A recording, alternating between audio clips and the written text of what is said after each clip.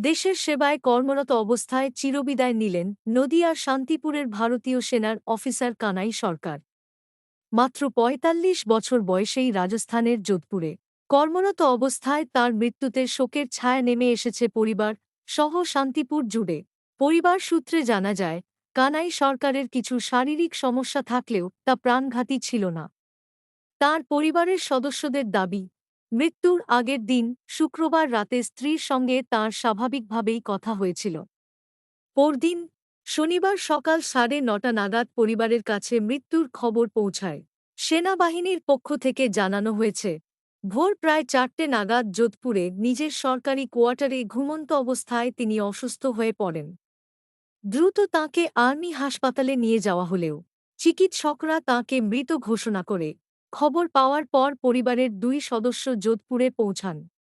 পরে কফিনবন্দি মরদেহ শান্তিপুরের বড় জিয়াপুরে তাঁর বাড়িতে নিয়ে আসা হয়। প্রিয় মানুষটিকে শেষবারের মতো শ্রদ্ধা জানাতে সকাল থেকেই বাড়ির সামনে ভিড় জমান এলাকার বাসিন্দারা। আত্মীয়-স্বজন, প্রতিবেশী থেকে শুরু করে বিভিন্ন শ্রেণীপেশার মানুষ শেষ শ্রদ্ধা নিবেদন করেন দেশের এই বীর সন্তানকে। এরপর স্থানীয় স্কুল মাঠে সেনাবাহিনীর পক্ষ থেকে পূর্ণ সামরিক মর্যাদায় গান স্যালুট প্রদান করা হয়।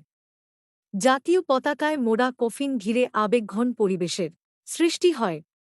শেষ শ্রদ্ধা জানাতে উপস্থিত ছিলেন পরিবারে বৃদ্ধ মা-বাবা, ৩ দাদা, তাঁদের পরিবার, স্ত্রী এবং ২ কন্যা সহ প্রশাসনের প্রতিনিধিরা। দেওয়ার বিষয়েও তাঁরা আশ্বস্ত করেছেন। সেনাবাহিনীর আধিকারিকরা শোকসন্তপ্ত পরিবারের পাশে থাকার আশ্বাস দিয়েছেন। সরকারি নিয়ম অনুযায়ী প্রাপ্য সমস্ত সহায়তা ও সুযোগ সুবিধা পরিবারের হাতে পৌঁছে দেশের প্রতি কর্তব্য পালন করতে গিয়ে জীবন উৎসর্গ করা এই বীর সেনা অফিসারের প্রজানে শোকস্তব্ধ শান্তিপুর। তার আত্মত্যাগ ও দেশের প্রতি নিষ্ঠা চিরকাল শ্রদ্ধার সঙ্গে স্মরণ করবেন এলাকার মানুষ।